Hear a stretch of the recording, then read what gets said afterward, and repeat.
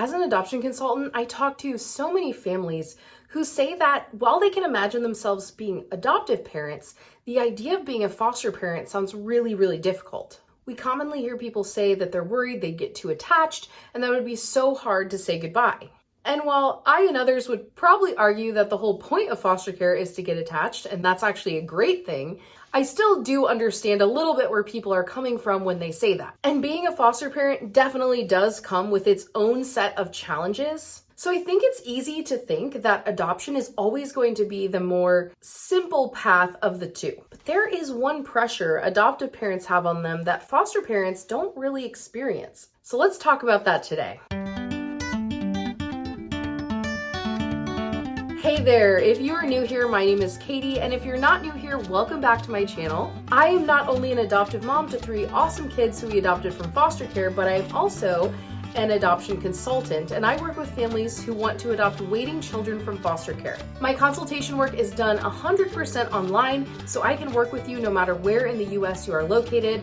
And if you want to check out my services, you can click on the link in the description box below and also in the pinned comment. I offer consultation calls where we can talk through all of your burning questions, and I can give you a detailed overview of what this process of adopting a waiting child from foster care looks like. So if that interests you at all, definitely check that out today. So what is the thing that adoptive parents face that foster parents don't? Well, first of all, I just want to take a second to explain that I have the utmost respect for foster parents, and they're doing work that is so important and so necessary. Like, if anyone tells me they're considering being a foster parent, I am so excited to hear that because, like I said, it's such a needed thing in our society. We need good, solid, supportive foster parents who are going to be there for the kids who are in care. And I also want to acknowledge that foster parents face a whole slew of difficulties that adoptive parents don't always have to go through. They have to go to court frequently. They have to do bio-parent visits frequently. They have caseworkers coming all the time. They have CASA advocates coming all the time. There are people in and out of their house all the time is what I'm trying to say. And not just that, but when you're doing foster care, there's so much unknown. There are those really bittersweet goodbyes when a child is reunited with their birth parents, where you're happy that they're able to reunite, but you're also so sad that you're saying goodbye to them.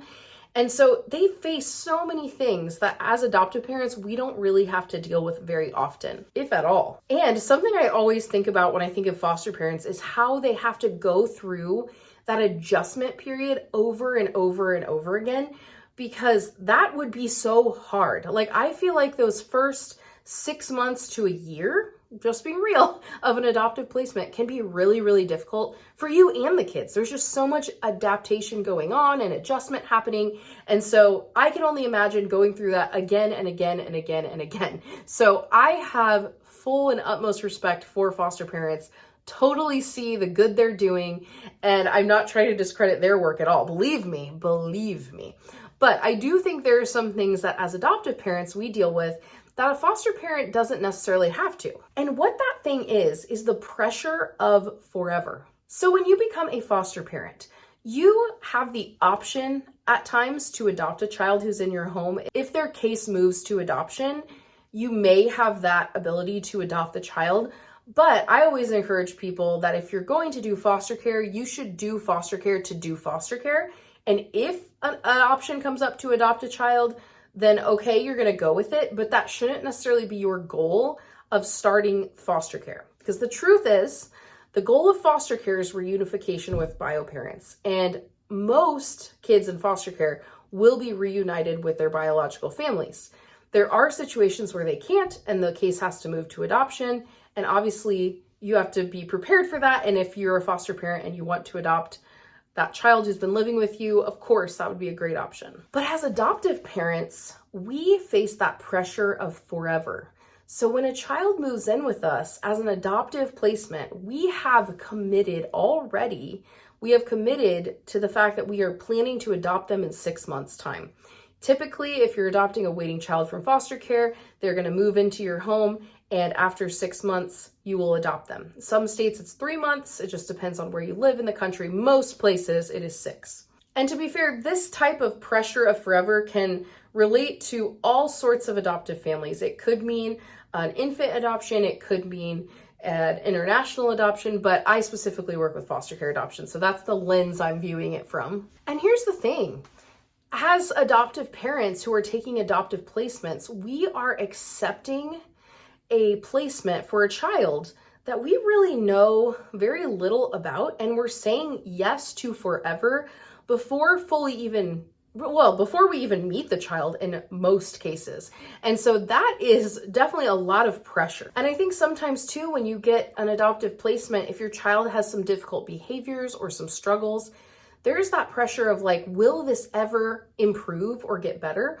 Whereas for foster parents, there's kind of a timeline of sorts that the child is going to be with you. And if you have a placement that's just really not working out, like you guys you aren't connecting in the way that you would hope to or whatever, they're probably going to go back to their biological families. So what you do in the meantime is you love them well, you're there for them, you provide for them.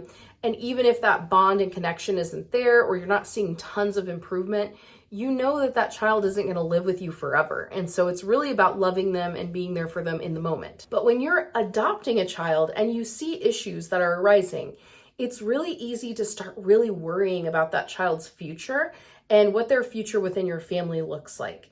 And so I think that that pressure can really get to adoptive parents because we didn't get a chance to just work through it and get to know the kids slowly and then decide to adopt. It's very much like, almost like blind dating is how I describe it. It's like, imagine if your friend was like, hey, I know this great person I could set you up with. You guys would have a lot in common. You'd get along really well. Well, it's kind of like that with adoption. Someone else sets you up and puts you together and you're just figuring things out as you go. But normally your blind date doesn't move into your house within a month of you meeting them. That would be a little weird, right? So obviously it's a difficult situation for everyone involved, for the kids, for the parents. And I also think that as an adoptive parent, when a foster child that you're going to adopt comes into your home, there is this pressure of the rest of this kid's childhood is in my hands right now. Like this kid has, in most cases, had a really terrible childhood up to the point that they're coming to you. There's been so much uncertainty. They've been moving around a lot. They've been removed from their caregivers and their biological parents. And it can feel like you have a lot to make up for in their lives. And so I know for me, when we walked through this, I struggled with a lot of anxiety about, was I giving my kids the childhood that they deserved? And not only did I feel like I needed to give them a good childhood now, but I also felt like I had to make up for the childhood they didn't get before, which was way too much pressure to put on myself because I'm human, I am not perfect. And that was a lot of pressure to put on myself. Let me just say that. But there is that pressure, and you want, as parents, especially adoptive parents, you want to make sure that you're giving your kid a good life. That if they can't be with their biological parents and they're missing them and they have difficult situations with them, you want to at least make sure their childhood with you is as good as it possibly can be. And I just feel like that's an added pressure on adoptive parents that biological parents don't have with their kids. And it's also something that foster parents don't necessarily have to the same extent because that child most likely will not be in their home forever. Whereas for us, they will be. Hopefully they will be in your home, not forever, but until they're adults and they move out. But I know for me, it was like a lot of nervousness that, am I giving them the childhood they want? I remember sitting around and thinking, what are my kids going to say about me in therapy someday? And that would stress me out so much. And I just started to put like a lot of pressure on myself because I was like, this is the rest of their childhood. And I don't have, like, especially with my oldest, I don't have a lot of her childhood that I get to be here for. I missed like a big part of it, like half of it, over half of it. And so there's more pressure in that situation too, to kind of like make up for lost time and make sure that they're really happy and like thriving and all these things. So for those of you who are hoping to pursue adopting from foster care and maybe are a little hesitant about foster care because it's so hard and you view adoption as the easier choice, I would agree that in many ways it is a little bit easier. You do get more information about the child before they move in with you. It's not like you just get a call and they're like, we have this kid, can they come right now? That's what foster care is often like. Whereas with adoption, you usually get information about the child, at least a little bit of like paperwork, or You can talk to their current foster parent. There's a little more information you get, but it still is, it's difficult in its own way, and it has its own pressures. And so if you're someone who's kind of debating between going the adoption route or starting off in foster care, just know there are pros and cons to both. It's not like one is way easier than the other. They're both challenging in their own ways. They're both really great things to do.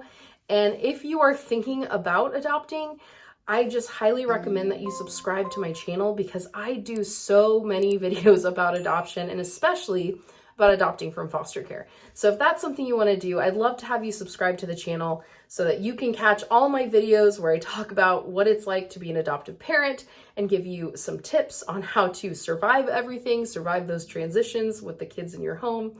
And I just like to keep it really real here. So if that sounds good to you, definitely hit the subscribe button. And if you enjoyed this video, if you could click the like button as well, that just helps more families who are thinking of adopting or who have adopted to find my videos. Well, that's all for today. Thank you so much for watching. And if you made it all the way to the end of the video, I like to do this little secret thing to see who actually makes it all the way to the end. So if that is you and you've made it all the way to the end of the video, I want you to put a star emoji in the comments. And so then I can see who my people are who make it all the way to the end. That means you're my favorite. Don't tell the others, okay? All right. Again, thank you so much for being here, and I will see you next week.